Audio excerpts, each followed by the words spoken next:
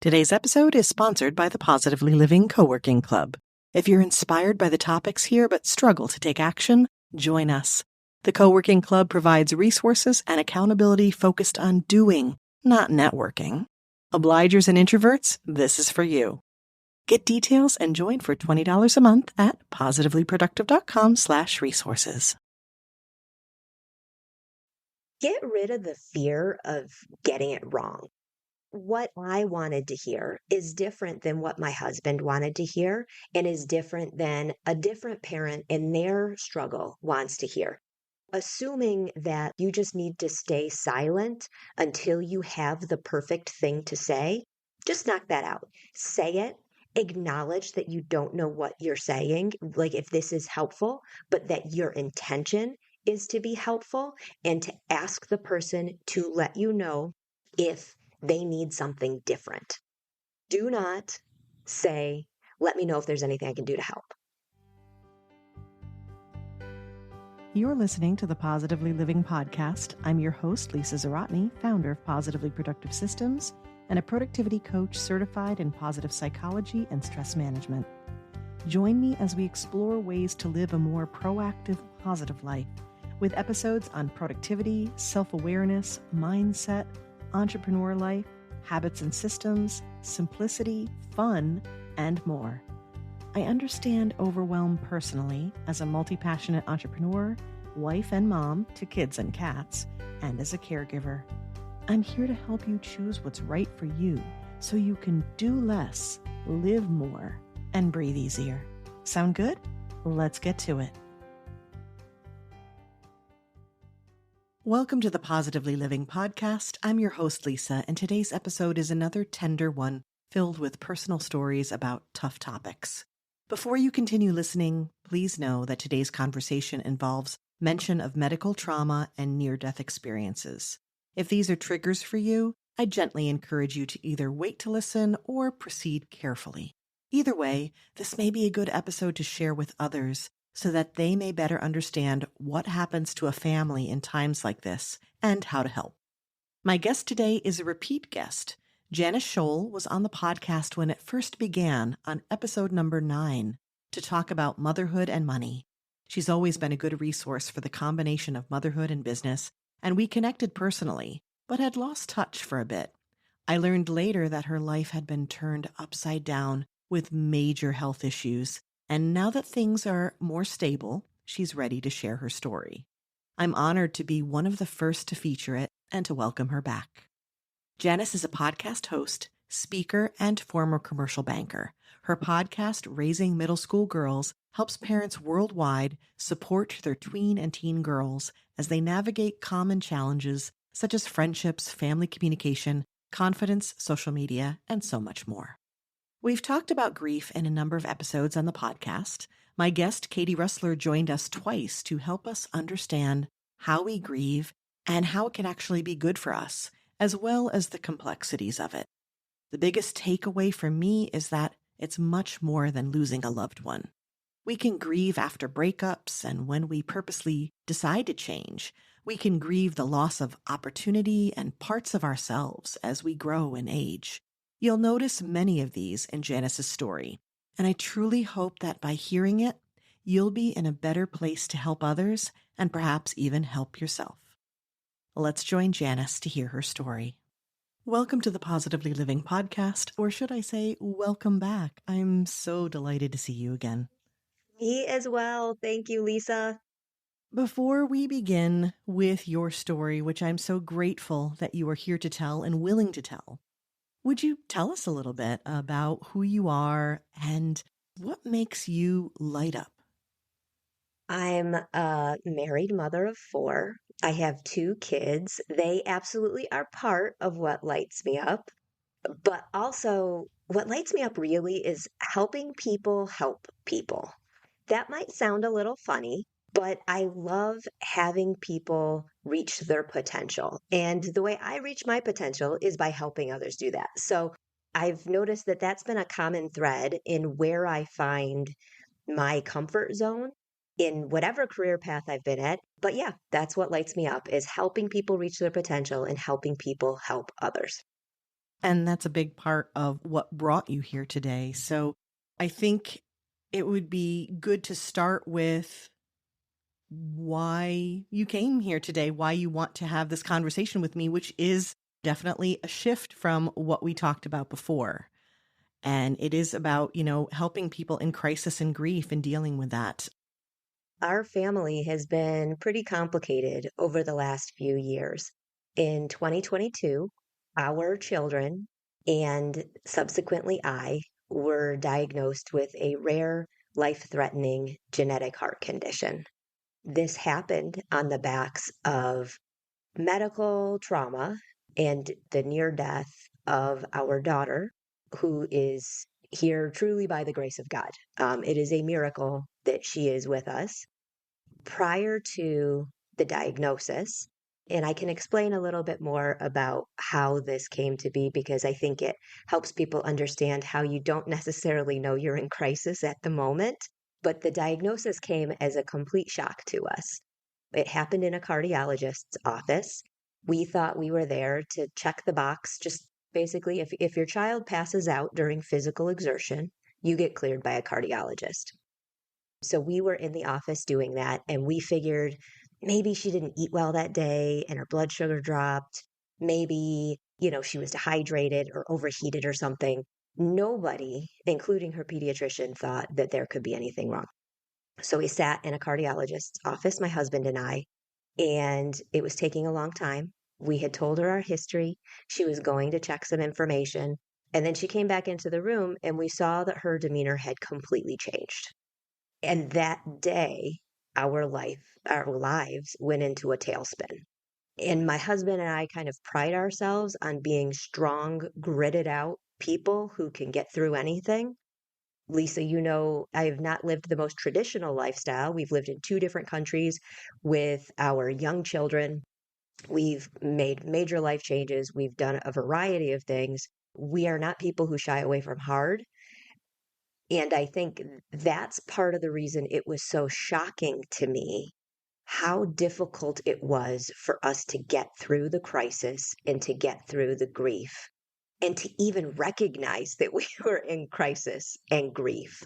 It was partly because we had been strong before that we expected just to get through it. I think that's such an important point. And I got absolute chills in thinking about that moment where you're there and the demeanor has changed. It comes out of the blue. And then what do you do? And we are conditioned as a society that something difficult happens and you do grit it out, right? You force through, you get through, you hunker down. So that's a really good point. And I think that connects well to what you were saying, that you could talk about what you observed, at least in retrospect, about what does being in crisis even mean? And how did you, I guess, eventually identify? And what is it that we can be looking for? For any person who's going through something hard, I want you to also know that being emotionally aware of yourself is not a guarantee that you're immune to this. I think I'm a pretty emotionally aware person. I think as parents, we try to understand ourselves in order to parent great kids. And as a person like that, I think it almost, again, it makes you unaware when you are uncertain. And my understanding of grief and of crisis is from that of an experiencer, not as an expert. So I don't want anyone to interpret this as like the end all be all. This is our story. This is my story. It is not anyone else's, but I believe that this will resonate with others because as I talk to others, I find out that there's a lot of common threads. So the first thing is what I realized is that grief is not a process. In my mind, I knew that we were going through something really hard. And I was like, we're going to go through a step by step process, and I'm going to feel some different feelings. And then we're going to get over it. We're going to get back to normal. And I have a list of phrases that I hate now, and get back to normal is one of those. Because there is a new normal, there is a new great, but there is no back to normal after something like this. But the first thing you do is you hunker down and you try to cram through the grief or cram through the crisis and then get to normal, get to what you know. what I started to realize is all of the things that I viewed as self care or self regulation to me as a person in the past went out the door. And let me give you an example of what that means. Music is important to me. I don't play it, I don't sing well, but I love music and it helps me process things deeply. It helps me regulate my emotions. I couldn't listen to music anymore. The stuff that used to light me up was suddenly noise. It was just chaos in my ears. In our circumstance, what happened was we met, we got a diagnosis, and it resulted in multiple doctor's appointments with other specialists after that, new medications that we had to learn how to work through, and a number of steps that we had to work through everywhere our children were without us to make sure that they were safe. So, on a daily basis, I was having to rehash the story. So, I didn't have anything left at the end of the day. And when that started happening, you sleep more. Your body is genuinely so exhausted. The ability to just watch a TV show and disconnect. I couldn't sit through a show. I couldn't read a book. I didn't have the focus that I had once had.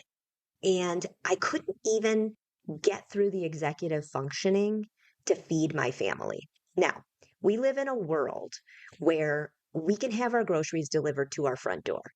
We can have dinner delivered to our front door. I knew that I could just snap my fingers and this could happen, but I didn't have the capacity to go through the steps to plan to make dinner materialize. That's when I realized this is not like anything I've gone through before. I am a new person and I need to learn who I am. And that's why I say grief is not a process. Grief for me is an identity. When we become parents, everybody knows that like 2 months into parenthood, you're like, I don't even remember the person I was before I was a parent. Like it's so all encompassing in a good way. Grief is similar. It's obviously different, but it becomes who you are. And you don't go back to that old unknowing person once you've felt these feelings, once you've lived through the chaos. First of all, thank you for reiterating the fact that this is your story, your perspective. We've had the experts on. We had Katie Russler on the podcast twice talking about the different aspects of grief and helping us understand how complex it truly is. And that the first thing you think of is, oh, you lost a loved one.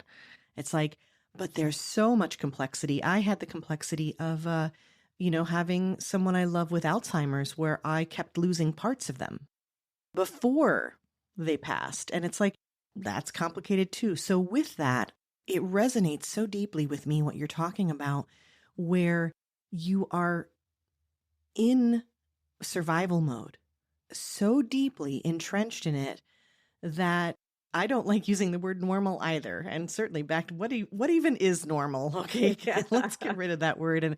I think it's more like what you're used to and what you did. Your point about how self-care and regulation, the things that you did before didn't work or you couldn't do. I resonate with that because I can remember times where it was like, I didn't listen to music. I wouldn't read. I did all the things that I love to do. Or you even think like the mindless stuff. It's like, no. And I wonder too, if it's not only that you can't focus, but that you are so tender, it's as if you become a highly sensitive person. I think you're absolutely right. You said a lot that I think is really important. In my case, I think I did become much more sensitive to my environment than I Mhm. had in the past. And one of the interesting things is that besides the first night, I did not cry much for the first 6 months. I'm a super crier now. We're 2 years into this, but it was almost uncanny how little I cried. And that was simply trying to get through it. Sometimes as moms or as caregivers, we don't have the luxury of feeling everything in the moment. And I want to talk about grief from the perspective of it doesn't have to be the loss of a loved one. I didn't call it grief at first because I was like, I don't have a right to grieve because we are lucky and we kept being told how lucky we were. And let me tell you, we are so fortunate. But telling someone they are so fortunate at the same time that they are coping with a near death and coping with the lifelong impact of how we have to manage this condition is really hard. And that's when people kept telling us how lucky we were or using the phrase at least this didn't happen, I started to get bitter and I started to hunker down on I need to do this myself and not bring people in. And that is where I made a mistake. And I don't want other people to do that. And I want people to recognize that grief comes from a loss, not the loss of a person. Yet we have so many support groups for people who lose loved ones, but you find that there's a real need and a real gap for support for certain types of grief. And that's why I want to talk about this, because I want people to know that there are other people feeling things that might be familiar, but feel like they shouldn't be at this time in your life. My eyes rolled so far that I think I pulled a muscle at this thing about how lucky you are and any commentary. So right there, by the way, is a takeaway. Please, if you've ever been inclined, even with the best of intentions, to express one of these platitudes, kindly remove it. And I've used them. One of the things that I have learned over the last couple of years is like I cringe to think at how I responded to other people's grief in the Mhm. past. Yeah. So, like, I say that with sympathy because I've done it.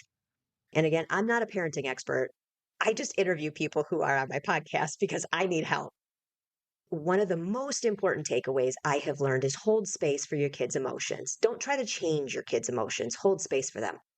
So I was going through this process in my personal life, not talking about it too outwardly, but to friends and family, and interviewing people, learning about parenting and how important this is, and recognizing how many adults, including myself, are not good at holding space for the emotions of others. And so, what happens when you are going through crisis, when you are going through grief, and you are presented with a person who cannot allow you to feel the depths of your loss and suffering, you make a mental note of that and it shuts something down. It puts up a wall because that is a part of who I am now. There are people who I love dearly who are not a part of my grief story. Not that I've X'd them out of my life, but I just know that they cannot help me through this because it's too much for them. So I told you the first 6 months, I didn't cry a lot. But most of the time, when I told anybody who knew our family, and even sometimes people who didn't know our family about what happened, they cried because they could get there. And what's interesting is the reaction people have to themselves when they cry. And like they're watching me, I'm telling a story, I'm not crying, they're crying. And some people are like, I got to stop this. I can't feel this feeling. This is a terrible story. It's okay to cry. It's okay to cry in front of me. I was glad that somebody could feel that deeply enough to say, wow, you are really going through something. That they heard me.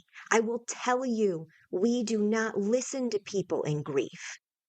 It is shocking how easily it is to miss because we are so focused on what's happening to ourselves. Now I'm crying. Yes. Yes. So many yeses. You couldn't get there, but that doesn't mean you don't want them to.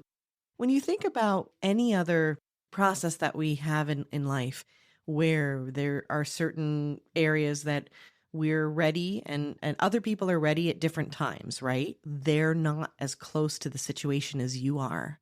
So they can feel on your behalf. And you felt like you needed to be in go mode, probably mama bear mode. I mean, and just what do you need to do? That was your focus. And that's, I would say, all you had the energy for, right? I have to say, it's been a really big conversation in my personal life in my coaching life to talk about what it means to hold space for someone else. And that if you feel uncomfortable holding space for someone, it means you're doing it right. Yeah. Or I should say, a lot of times the way that I see it, and again, I'm not a mental health professional, but I've certainly been in enough situations, personally and professionally, to see this, that when someone needs to truly feel the feels and deal with it, and the first instinct you have, and it may come from a really beautiful place to protect them, is to say, let's make it better. And I remember my mom doing this to me. Don't cry, don't cry. And I make a concerted effort, and it takes work, to tell my children, it's okay to cry, but I want you to do it with me. I'll be right here with you. You don't have to do it alone. And that's a big difference from what my mom did. And again, I'm not saying this to say that she did something wrong. It's what she knew. She wanted to soothe me, fix the problem. However, I will say this, and it's something to take with us and reflect upon as we grow as people, that sometimes when we want to fix it, it's also because we not only don't want to see someone we care about go through that, but it's uncomfortable for us. And boy, oh boy, do we run from the discomfort. So yeah, holding space and sitting in that discomfort and almost giving permission to the other person to be in that, because it's so uncommon, is one of the most beautiful gifts you can give. What I want people to realize is that number one, life is uncomfortable. Another parenting thing, we have so many kids who are uncomfortable with things today because they haven't experienced them themselves. They don't want to order their own food in a restaurant. They don't want to try something new. They don't want to make a food because they're so afraid of getting it wrong. We have to lose this idea that we're all going to get it right and really embrace discomfort and failure. Like those are guarantees in life if you're doing it right, because what's beyond the discomfort and failure is how you get to thriving. But this comes in emotions too. It is not just teaching our kids how to adult, right? And it's recognizing that we as adults aren't as mature emotionally as we think we are. And I tell you, when your house is on fire, there are the people who go running out, but there are people who come running in, and they are often not the people you expect in a good way. They are people who have a visceral reaction to your story and have to help. They are compelled to do something. And those are the people who have felt deep pain. You know, the pendulum can only swing so far. And if you go so far into your own emotional capacity and you come out the other side, you are the person who reaches down and gets the person to the next place. I couldn't understand why almost strangers, people we knew, but neighbors that we had never really had a conversation with, why they wanted to help, why people from our community were praying for our family and we were just a name. It's because they understood. And that is what, if you can get through the grief and if you can be the help, the pendulum does swing to the other side. And the joy and the appreciation and gratitude, we talk about gratitude so much, that comes from a place of knowing the opposite. This makes me think of the phrase that I love to say. It's that life is a both and. And that was one of the most important things that I learned about gratitude, is the both and of you can be both devastated and grateful at the same time. Yes. We don't want to say it basically replaces those other feelings, or it diminishes what you're experiencing, or it's, you must be grateful instead. It's not the toxic positivity, the good vibes only. Yeah. You can be absolutely and completely devastated. And you can also be grateful for one more day to fight, and for one more person that you never would have expected to come running and stand by you. That you can be surprised and in wonder of the kindness in this world. That's a beautiful thing. But that does not negate the pain and the hardship. Because we wanted to have a conversation where it's like, here's some realness for you of what this is actually like, what you're going through, what you're feeling, what worked, what didn't. And if you want to be the change you want to see in this world, if you want to be a support to others in this kind of crisis, how can you respond? I think that you don't have to run into the fire necessarily. There are a lot of different ways to do it. So let's talk about that. I think that get rid of the platitudes and be ready to hold some space in whatever capacity you're able. What else would you say that we could be doing? Get rid of the fear of getting it wrong. What I wanted to hear is different than what my husband wanted to hear, and is different than a different parent in their struggle wants to hear. Assuming that, like, you just need to stay silent until you have the perfect thing to say, just knock that out. Say it.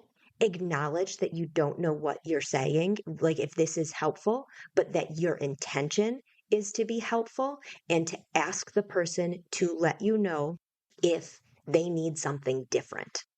Do not say, let me know if there's anything I can do to help. I was hoping you would say that because, again, you talked about not even being able to order dinner for your family. Imagine trying to figure out what it is that you need to tell someone else who wants to help. That's exactly right. It's like you don't know what you need. And then the things that you do need, if you're a person like me who grits it out, you feel guilty for needing it. And you feel like you're going to be judged because you don't have your stuff together and you're not tough enough. Again, this is not necessarily everyone, but this is me. This is my experience. And I know I'm not the only one. So expecting that person to verbalize it is impossible. There are two ways, in my opinion, that are great at dealing with this for people who want to help. There's three. I lied. The first is, don't assume that you know everything that's going on behind closed doors. The no news is good news is not necessarily applicable here. You need to check in. Don't assume that you're going to get the information and get it from the source, because there are a lot of people who are curious, but you've got to understand in yourself, why do I want to know this? Do I want to know to help, or do I want to know the story? And if you're there to help, touch base with the person. Second, you can just show up with something. And I tell you, it doesn't have to be perfect or right. An example of this is one day after something in our story had happened, and we were just like shell shocked. And my son had been in the hospital for a couple of days, and we came home, and somebody from my husband's work said, I will be there at 10:30 in the morning with a dinner for you. That's it. And he showed up, and he didn't stay long because he didn't expect us to talk to him. We sat there and ate dinner in our kitchen, standing up at 10:30 in the morning, because we hadn't eaten for days, really. And we didn't even know we were hungry. And it was healthy food. It was fresh. It was wonderful. They just took action. So sometimes just take action. If it's wrong, it's okay. Even if there's a sliver of it that helps, or if it just tells the person that you're trying, that's great. The third thing is, explain to the person exactly one idea you have for helping. So, what I mean by that is, would it be helpful if I came over and did all your laundry? Or can I go grocery shopping for you? What's your list? The reason this is so helpful, even if it's not what the person needs, is because when somebody says to me, let me know if there's anything I can do to help, I have to categorize that person. Do they actually mean it? Is this an empty question, or is this somebody who actually wants to help? And then everybody has a different capacity to help. There are people who will come in your house and they will clean your house from top to bottom and scrub your floors on their hands and knees to help you. And then there are people who will pick up your kids from practice, right? And both are super helpful. But if you don't know what person is standing in front of you, and you don't necessarily know just because you have a relationship with them, then you don't know what to ask them for. So when you offer an idea of how you can help, now I understand what category you're in.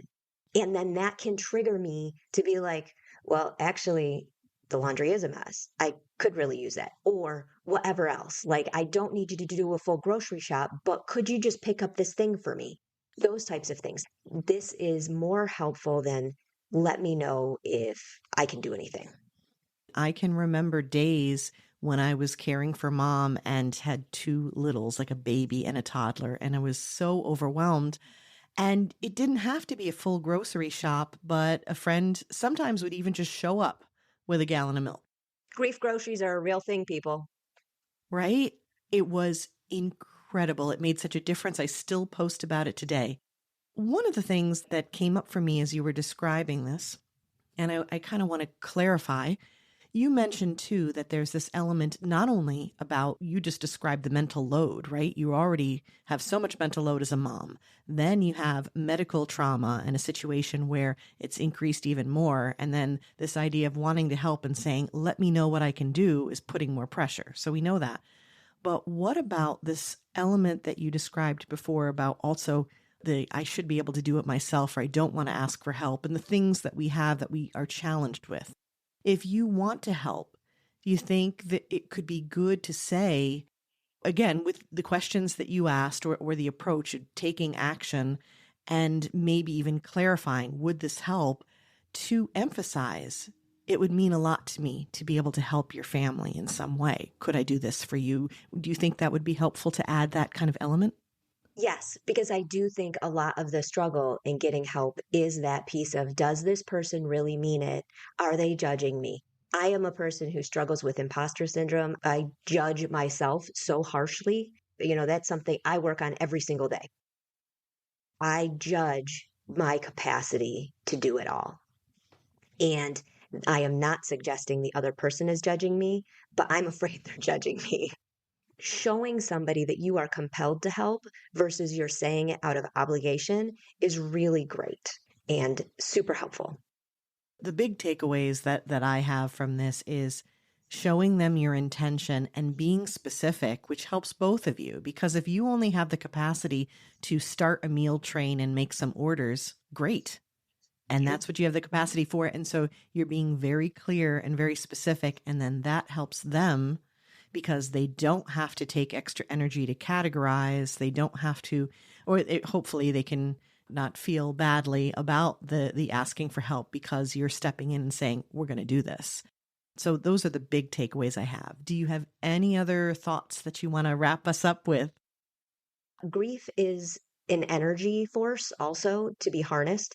And after you go through it, like, man, you feel itchy. You need to do something with that. You need to turn your grief into something. But yet, I'm still kind of living it. We're still going through stuff. I am an aspirationally helpful person. I am not as helpful as I would like to be simply because I still have work to be done at home. So, what I want to tell people is that there is no too small. And here's an example of that. My husband was at work and he talked to somebody who, like, the story came out, right? And um, she didn't know. And he explained what was happening in our family. And she was visibly shaken and didn't know what to do.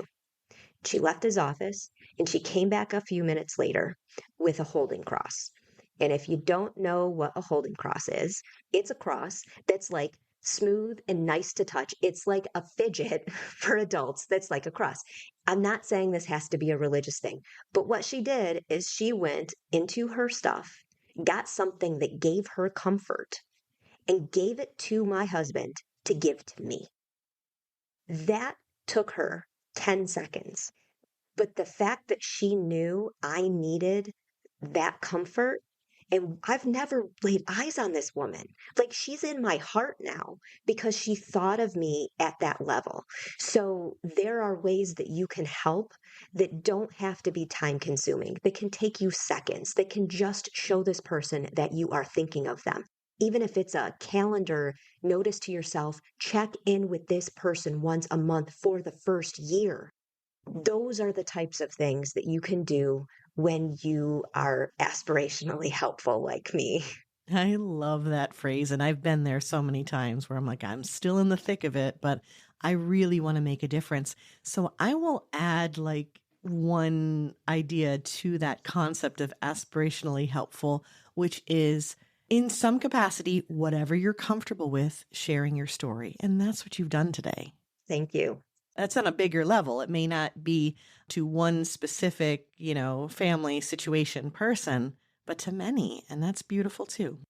I think that's an excellent place to wrap up now. And before we get into the rapid wrap up part, which is a wonderful, joyful place for us to finish, let us know about your podcast, where we can find you online and stay connected for this kind of mutual support. I host the Raising Middle School Girls podcast. I have been on a bit of a break. Given what's been going on in our families, I am not the most consistent person, but I am super excited for what's to come this fall. And I would love if anybody out there would love to connect because this story resonates with you, or if you're struggling with how to help someone and have a question of like, hey, is this a good idea? Or to say, hey, I felt some of these feelings, please reach out on Instagram, Raising Middle School Girls, or you can message me there or on Facebook. I would love to hear from you and just validate that, like, we're all doing this hard life thing and we just try to get better every day.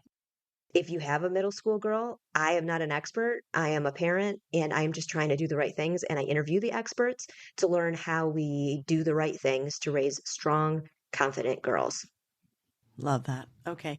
Now, with our rapid wrap up, this is all about positively living. And again, it's positively living that's the both and the challenges and the heartache and also the joy and finding the joy within.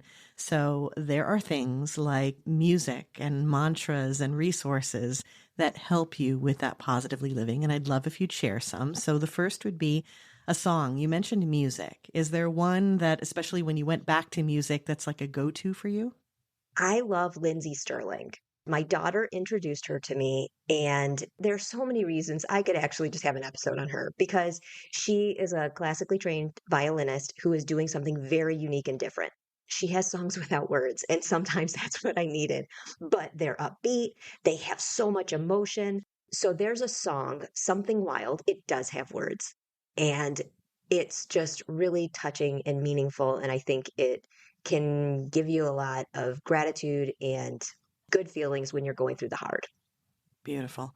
And how about a quote or a mantra, either something that inspires you or that you tend to share, not a platitude, but something that deeply resonates and helps you get through? Ironically, there are plenty of things that we in our family, because of our condition, cannot do. However, the quote that I like is whether you think you can or you think you can't, you're right. To me, having boundaries of things that you actually cannot do is not, I can't do this. It's just you need to find another way. If there is something meaningful to you and you need to move forward with something, you will find a way. And so, talking to ourselves in the way that we are complementing our ability to find our unique path to wherever we want to go versus I just can't do that. That really resonates with me. And my son would probably roll his eyes because it is something I say to him on a fairly regular basis. That's okay. I roll away. It does make a difference. It's the focusing on the why and the goal of it all and letting the how be free and just figuring out what can work for you. Now, how about a resource, a book, app, anything? And it could relate to this particular topic or just simply is something that's made life better for you. I really struggled because I knew this question would be asked, and I've got it narrowed down to two books. I have to offer both. The first one I read years ago, and I have grown in my appreciation of it. And it's The Book of Joy by the Dalai Lama and Archbishop Desmond Tutu. I thought it was important back then, but man, after having more life experience, it's the gift that keeps on giving. The second is, I will tell you, I have tried to read other books on this topic, but I haven't gotten through them. I really like a book called What Happened to You? Conversations on Trauma, Resilience, and Healing. And it's by Bruce Perry and Oprah. It's like a lighter version of The Body Keeps the Score. And so it helped me with the understanding that I wanted to get, but just didn't have the ability to get at this time from the other book. That's fantastic. We have talked about trauma a good bit on the podcast, and The Body Keeps the Score, Bessel van der Kolk, has been mentioned. So it's on the list of resources mentioned through the podcast on the resources page positivelyproductive.com/resources. But I love that this is similar, but perhaps a lighter, easier to digest option. Yes. So I will read The Body Keeps the Score, just not yet. Just not yet. I love it. Okay, I will definitely add this to that resources list.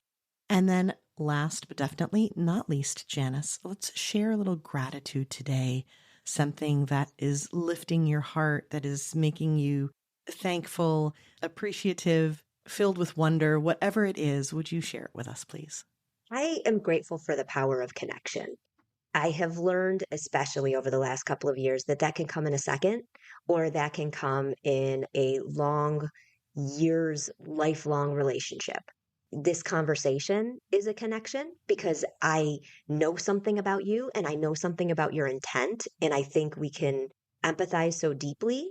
And you offer that to your guests as well as your audience. And I've felt that connection with people through our process the last couple of years. So that to me is just beyond compare. Well, I am so grateful for you. I am grateful that you are willing to share your story. I'm grateful for the people who have helped you get where you are right now so that you could, and we could continue to share so deeply, but spread that so wide, right? To so many people. That's the power of podcasting, the power of connection, the power of, letting our voice be heard. So thank you for that. And thank you for shining your light so brightly, even when things were happening that would dim it. I appreciate you and thank you for coming here and sharing that light with us today. Thank you.